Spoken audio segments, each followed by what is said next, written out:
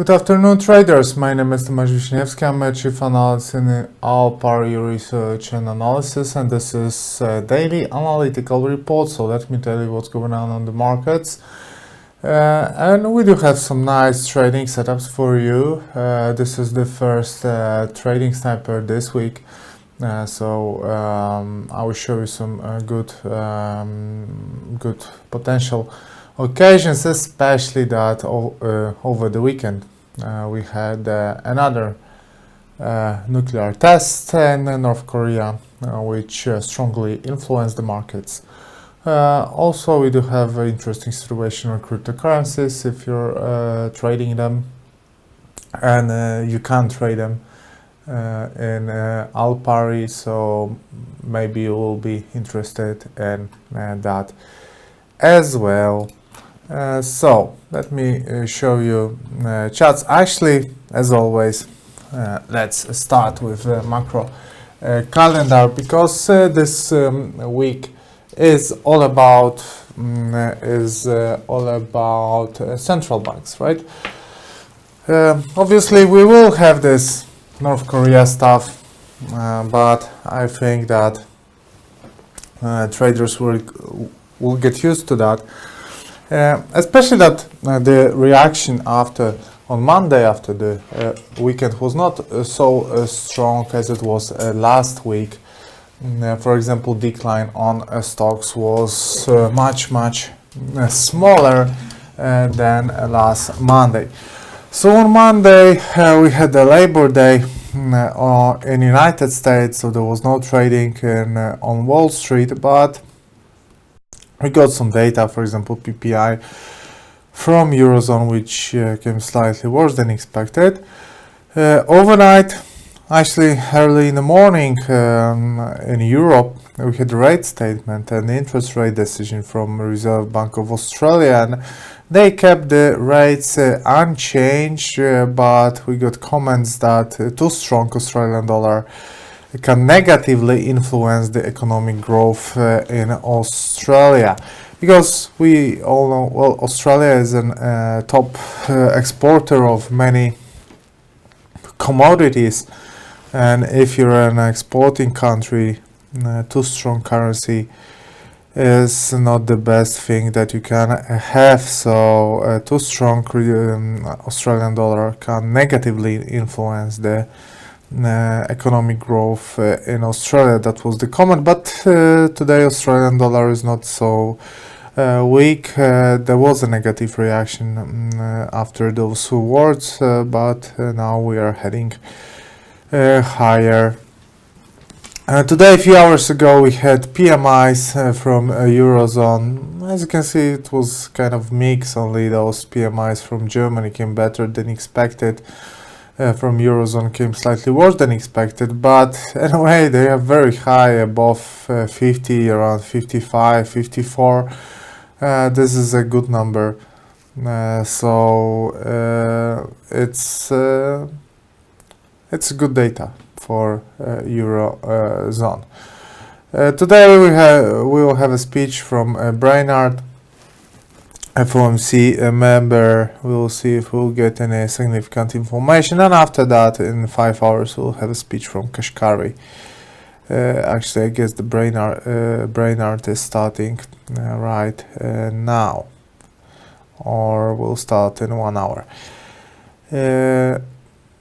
This week will be all about central banks. So we had the Reserve Bank of Australia.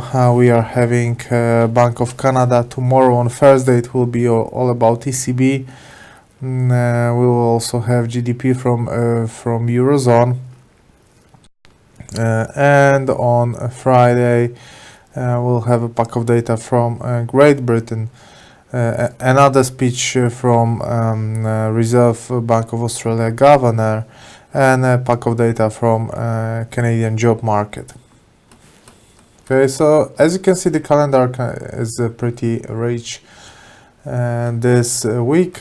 So along with, together with the information from North Korea, that can be pretty a good week for trading in terms of the volatility and what's going on in Korea.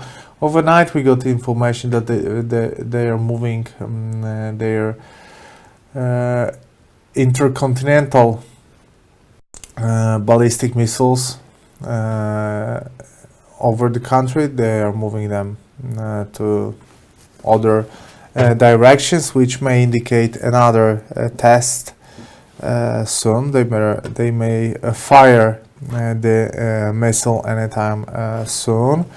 Many experts are pointing at the 9th of Saturday, as it will happen on 9th of Saturday. That test over the weekend, the outcome of and that test was pretty clear. So safe havens went higher, stocks went lower. But the thing is that it's kind of the same situation as on Monday. And on Monday, that drop on stocks, for example, was quickly denied, and we have high chances that it will be done the same this week. So, from the fundamental point of view, I guess that would be it. So now let's move to the chart, and maybe surprisingly, we will start with the Bitcoin. Because I can see something interesting on Bitcoin. And this is the drop from the beginning of this year, climbing higher. That's a bubble, obviously. But what I would like to show you are 4 corrections, right? We had this correction from the end of May to it lasted a few days. And the price in that correction went from $2,700 to $1,700. So $1,000 drop. Here we went from 280 to 180 to $1,800. Also 1,000. Here we went from 4,500 to 4,000 to 3,500. Also $1,000. So 3 times in a row. Why shouldn't we have that 4th time in a row? Right? So move from 4,900 to 3,900.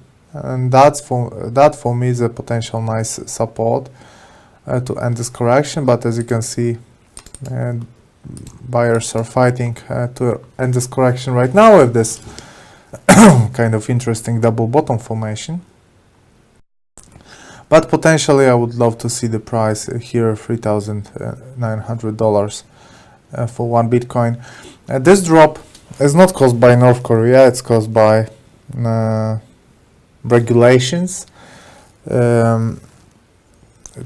PBOC, Central Bank of China, announced that ICOs, so initial coins offerings, are illegal, and they want to ban that. So, to the cryptocurrencies world, regulations are coming. Everybody knows that, right? Everybody knows that regulations are coming. Some of the people even say that they are needed. But the thing is that we don't know how deep those regulations will be and what will be the approach of the governments and central banks to the cryptocurrencies.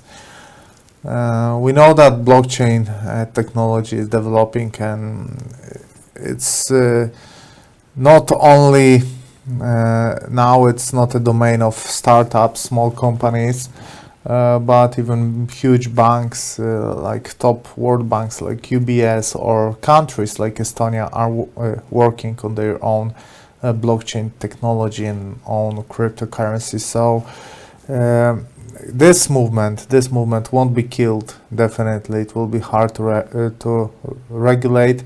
Some of the people say there is a need of regulations. Most experts agree that they will come. So that is why cryptocurrencies now are on the back foot, but there is definitely a potential in those. So just from the technical analysis, because now this cryptocurrency world is so big that we can start to use technical analysis there, because technical analysis works only on the instruments where you have liquidity. A year ago the liquidity was much lower than now, but now liquidity is quite significant on Bitcoin, so we can start to use technical analysis here.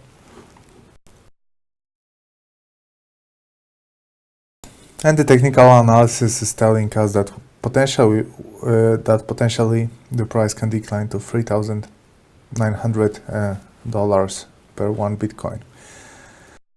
Okay, that was Bitcoin. Let me show you other instruments. First we'll start with euro dollar. Okay, here also I can show you the correction quality movement, because this correction is the same as this one. And here we bounced of this horizontal support created by the neckline of the inverse head and shoulder formation from 61.8 and from this correction equality movement. And the accuracy here is amazing, because this correction was exactly 247 pips. This one was 246 pips. Okay, so the accuracy is amazing, absolutely amazing. So now what we are having here is a pennant after this upswing. Although this pennant is an upswing itself, it's pretty dangerous because it looks like a correction of this downswing. So a pennant after a downswing promotes further downswing. Currently we are in a sideways trend locked between 38.2 and 50% Fibonacci. Well, for me, I'm a trend follower. That's not the place to be. I'm waiting here for a breakout which should trigger a proper trading signal.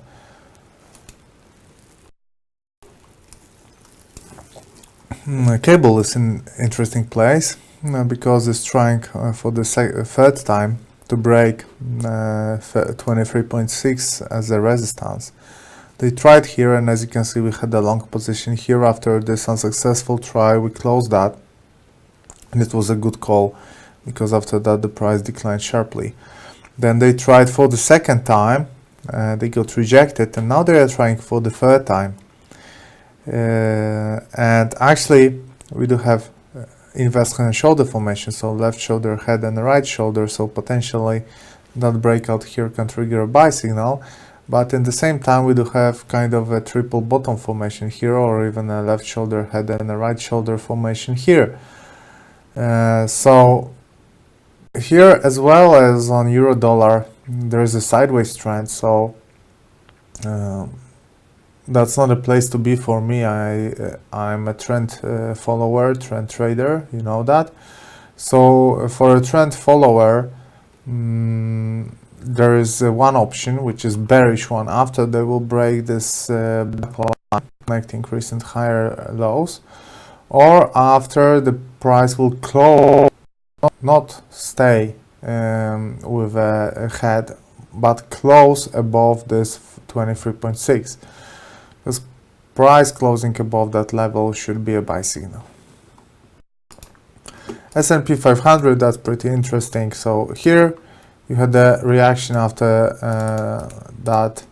After last weekend, when the missile flew over Japan and there was a bearish gap, then they bounced from the long-term uptrend line, as you can see. So also a great accuracy, and this spot was not random. A gap, they closed the gap and they went significantly higher. So they broke the upper line of the flag, which in the same time was a neckline of this inverse head and shoulder formation, and they climbed significantly higher. What was the reaction now? Well, the same bearish gap, and there's this horizontal support. This time not a dynamic trend line, but a horizontal support for a bounce, and now they try to close the gap. If they will manage to close the gap, there will be just few points left for all-time highs. So I read a nice comment today. Unless you will feel the heat from the wave from the nuclear explosion, unless you will feel the heat from that wave, you should buy stocks. You should buy everything. That's the game in America. So even despite this geopolitical tension, they buy everything. They just do that. And there's no point to argue with those traders. If the price is telling you that it will go up, it will probably go up. And that's the signal here. First thing, we are above major supports. We are still under the influence of the flag and investment and shoulder formation, and gaps really like to be closed. So that's the scenario for S&P 500. New Zealand dollar to American dollar, there is a potential good trade here because the price is aiming at the neckline of this head and shoulder formation, which potentially can be a good place to go short. The price is forming a flag now. A flag is a trend, a continuation pattern. So, for example, let's say here, that will be an ultimate place to go short. Why is that? Downtrend line, horizontal resistance, neckline, and upper line of the flag. So stay focused here and wait for a nice bearish price action, because you always have to wait for the reaction here. Don't take that resistance for granted, because the price can easily break that, right? You need to see a supply here. You need to see bearish reaction here to go short Dollar index, last 2 days sideways trend, not very interesting, not interesting at all actually. So no trading signal here. Gold went to close the gap and went significant, well, maybe not higher, but we can see a demand here, right? So, and also three corrections, quality patterns in a row, 1, 2, 3. You can see here. I can delete that now. So it works. It really works. So when I showed that on Bitcoin, I really do believe in that. What the price did? The price went lower to close the gap, and demand showed up and the price advancing higher. So there is definitely very, very positive sentiment on gold. Look on the long term. We broke the long-term downtrend line, or the upper line of the wedge. We consider that an uptrend, and that is an uptrend. That is a correction, so we broke the upper line of that correction. So we should soon see the gold on 1,390, 80, 70, depending how do you see it. First target is $1,370 per ounce, and in my opinion we should get there maybe in September, maybe in October, but soon, really, really soon. Euro to Japanese yen broke another important horizontal support, which is 38.2. So the next one, there's a short-term sell signal. The next target is 50% Fibonacci. The resistance is 38.2. So that's maybe not the best occasion in the world, because the risk to reward ratio is not the greatest, but it's fine. It's fine. It's okay. Silver is in a sideways trend, but is also has a very positive sentiment. Is broke the downtrend line. Silver has no resistances ahead. Just this one on $18.5 per ounce. We should get there because we broke the downtrend line. We broke the tops from June. Next tops are from April. So no resistances ahead. So that's a good trading occasion. Next one is American dollar to Japanese yen. Maybe we will be able to test that area one more time, but for now, no strong trading signal yet. American dollar to Canadian dollar breaks the long-term support, then uses it as a resistance. So there is a, I guess we can delete Fibos. So that breakout of those lows, then test those lows as a resistance, test as positive because the price bounces. So there is a legitimate sell signal. And look, that's an influence of this false breakout. That's why false breakouts are really strong trading occasions. Euro to Australian dollar. Despite that comments from RBA about too strong Australian dollar affecting the economy, Australian dollar is strong. We can see that here they failed to move higher after this investment shoulder formation.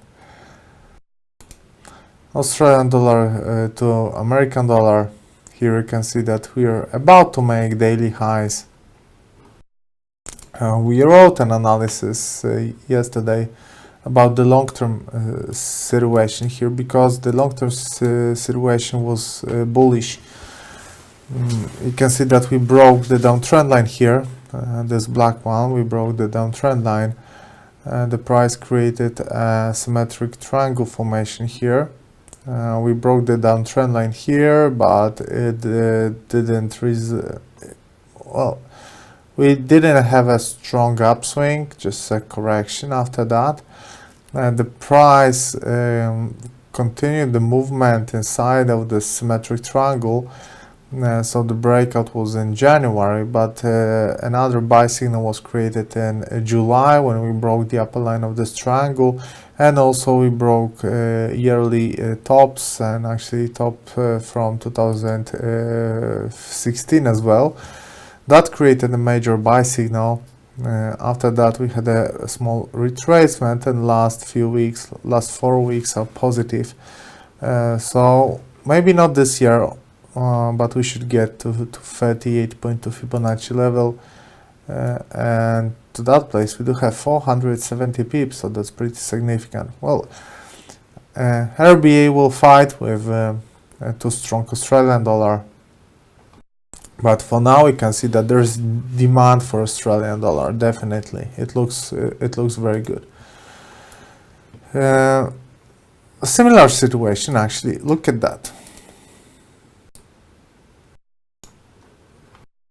Downswing, symmetric triangle. After the breakout of the downtrend, there is a symmetric triangle continues, and here downswing, also symmetric triangle started earlier. After the breakout of the trend line, a symmetric triangle continues. One difference is that this is H4 and this is weekly, but the resemblance is uncanny. As you can, that's beautiful. That's the beauty of the price action and technical analysis. So with this, as we know, history loves to repeat itself. So with this price action, we should expect the American dollar to be stronger, and we should expect a bullish breakout here, especially that we are above a important horizontal support here. And actually on a H4 chart, the price is creating a hammer, which shows us that there is a demand on this support, and maybe, well, there are higher chances for a breakout of this upper line of this symmetric triangle. American dollar to my local currency, Polish zloty. Here, negative sentiment definitely. Most probably we'll test the 352 again. Oil. Interesting situation. We created an analysis yesterday for oil. Although I'm not bullish on oil, I wrote that there is a bullish situation here because we broke the upper line of the wedge formation. Wedge is a trend continuation pattern, and trend was bullish. Also, we were above 38.2 Fibonacci, and look what happened. So we wrote that analysis here, and now we are aiming significantly higher. It looks very positive. The closest resistance is 50% Fibo, and then 61.8. It's also very nice that you can see that Fibonacci is respected here in this downtrend, right? So Fibonacci work from here. So first it was respected 38.2, then 61.8, then 50, 38.2, 50 again. So really technical trading on WTI oil, but there is a buy signal definitely. DAX. DAX made another one good for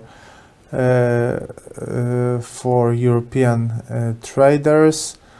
The situation is a bit better than on S&P 500. Well, overall it's worse, right? Because S&P 500 is very close to all-time highs. DAX is not. But the recent 2 weeks, as you can see, S&P 500 did not cover the gap, did not close the gap, and DAX already did. This is this gap from this weekend. That was the gap from the last weekend. This is from this weekend, and DAX already closed that gap. I think that this movement accelerated after the price broke the downtrend line here, upper line of the wedge. Most probably we had few sell orders here, and the price broke those. I don't want to say that they triggered a buy signal, because in my opinion there will be no buy signal until the price stays below the red area. For the buy signal, they need to break the red resistance, and I don't think it's gonna happen soon. Euro to British pounder was an interesting situation because the price created this beautiful head and shoulder formation, but it was denied. Actually, I don't know what they're playing right now. The situation for me is not clear. So this false breakout should trigger a massive upswing here, but did not. Now we're trying to break the neckline. I would even delete this neckline because it's not working here in terms of the head and shoulder formation, but it's working here in terms of local support, and after the breakout it maybe will be a resistance. But for me there is no trading signal here. Canadian dollar to Japanese yen. I was waiting for breakout of this red line. It's not happening, but the patience is a virtue of every trader, at least it should be. So I will patiently wait for a bearish reaction here. And American dollar to Swiss franc, as you can see, the reaction after this weekend wasn't so strong than as the reaction after the last weekend. So those safe haven currencies like Japanese yen or Swiss franc are in a sideways trend. Precious metals are moving higher, and the stocks opened with a bearish gap, but for example on DAX it was quickly covered, and on S&P 500 it soon should be covered. So my friends, that's the situation after this nuclear test on weekend. As you can see, markets are getting used to that. It's not like that that there will be a panic mode triggered after every headline from North Korea. It's not like that. Traders are getting used to information from the same source. So if every single thing from Korea, and the reaction should be smaller and smaller. Obviously, if they will attack another country with a nuclear weapon, that will be something different. But those tests, comments, speeches, they should not have such a big influence on the market. Okay, that was the situation. If you want more training setups, you have to visit our Twitter account and our website alpari.news. Thanks very much and goodbye.